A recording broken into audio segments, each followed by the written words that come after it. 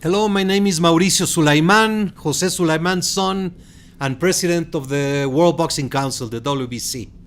Today is my second podcast. I'm very excited about it, and I have selected a very hot topic, which is scoring in boxing.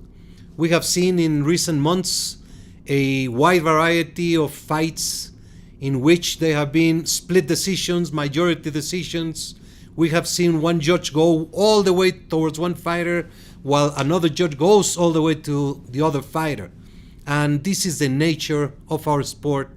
Just as gymnastics and diving, these are perception sports in which the official can only score what he sees. I would like to start by completely saying that I believe that all judges are honorable people from around the world. They are family men. They are decent people. They may make mistakes. They may be incompetent. They may be having a difficult time in their personal lives, but in no way I can accept that a judge is corrupt or has done something to hurt one fighter or the other. Being that said, I would like to start by discussing the judge, where they sit. As you can see, they are at ringside, right next to the ring, and they are not necessarily sitting in the best seat of the house. The judge being down, looking at the actions up, with the ropes in the middle, with photographers on the side, with many times a low chair, a high chair. Every single arena is different. So that's a situation that if you compare that to, for example, in tennis, where they have a high chair, the judge can see everything perfectly, that's one handicap that the boxing judge has. Second, what is the difference between a judge and a fan, a journalist, any person watching a fight, whether it's at home or live? There are many differences. One, of course, where they sit. The judge only has the forefront vision. That's the only thing they have in front, the two fighters and the referee. While the person in first row already has another vision in front, and much to the other different sides in the arena, you have so many things that you can see other than just the action happening. Number two, the distractions. When you are watching a fight live or at home, you can be having distractions very easily with your girlfriend, your kids, beautiful girl passing by, the popcorn, the beer, anything that happens, contrary to the judge who is completely concentrated in the actions for the 3 minutes of the round. Another one is of course, the mental state and the physical state of mind exactly at fight time. A boxing judge must not have any alcohol drinks one day before the fight, and of course not the day of the fight. And us, when we watch the fight as fans, of course we like to have a beer, have fun. Maybe we had a late night in Vegas, but the judge is completely concentrated and sober on the actions. Of course, a fan, even media or experts, can have a favorite on that fight, not a boxing judge. When he is judging the fight, he must not have a favorite one way or the other. Even betting is a source of conflict. When you gamble, when you bet for one fighter to win, of course your emotions are completely different from the other that has no interest in the result of the fight. What the WBC, the NABF, the ABC, the different federations, what we do often is train ring officials to try to achieve uniformity, to teach them the criteria of scoring, and to have them speak the same language, to see the same things, even though you're in different parts of the ring. Being that said, I would like to explain what the criteria for scoring is, which is very simple. punches, scoring punches. That is the key. If you do not score a punch, there's nothing to evaluate. You can box beautifully, you can have great defense, but if you don't score punches, it is difficult to win a round. Of course, the quality and quantity of punches add to this equation. The effective aggressiveness. It doesn't matter if you go forward, backwards, or sideways. If you are scoring punches, it counts. Effective aggressiveness, not only aggressiveness. And then ring generalship. That's the last thing to consider as a judge, the last resource to evaluate when you're trying to determine who wins a round. Before going into the specific of scoring, I would like to tell you a little bit about the story of the scoring systems. Many years ago, it was the referee, the sole arbiter, who would raise the hand of the winner, of the person he thought won the fight. That was it. The referee was the sole judge of the fight. Eventually, there was the scoring referee and two judges. Then the WBC took the decision to stop the referee from scoring to fully concentrate in the actions and the safety of the fighters. That's when we ended up with three judges. Scoring systems, there have been different systems, 20 points. The system by round, every round would get 1-0.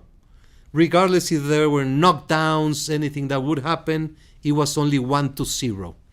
And then there were 5-point system to the current universally used 10-point must system. It means when the round begins, both fighters have 10 points. At the end of the round, the winner of the round will have 10 points. The loser of the round will have 9, 8, 7, or 6 as a minimum.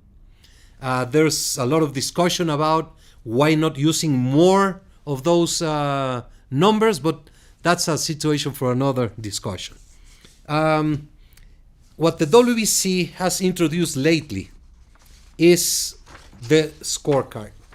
This is going to be shown in the screen, and what I'm going to try to explain is what we're trying to achieve in the judges scoring the fight is absolute concentration, and not only scoring numerical but also qualitative of that round. So you have the scorecard, you have one fighter, the other fighter, the number of the round, and then you have the points that the judge has to score at the end of the round. 10, 9. So that's a numerical scoring. But then comes the interesting thing that has brought great results. The judge must score whether it was a close round, whether it was moderate, decisive, or if it was a extreme decisive. Extreme decisive means it's a 10-8 round without a knockdown. Then you have the box for the knockdown. If there's a knockdown, you mark it, then it's a 10-8 round. And you have the space for the referee deduction. So very simple to explain what a close round. It's a narrow margin of victory. It means it was one fighter doing barely enough to win the round over the other. It's narrow, not a great advantage. Then the moderate, which means it's a clear margin of victory. There was a clean fighter dominating the actions. It was nothing spectacular, just being dominating. And then the third is the decisive, in which it is absolutely clear that one fighter is the winner of the round without any questions. And then the extreme decisive, as I said, without being a knockdown, a complete battering from one to the other throughout the whole round. That would be a 10-8 round. So, some specifics. When there's a knockdown, you must score 10-8. Unless there's a clear beating from the fighter who had been knocked down to the other fighter. But a knockdown has to be considered like a home run, like a goal, like a touchdown. It's a extraordinary happening during a bout. So it has to be 10-8, 2 knockdowns, 10-7, 3 knockdowns, 10-6.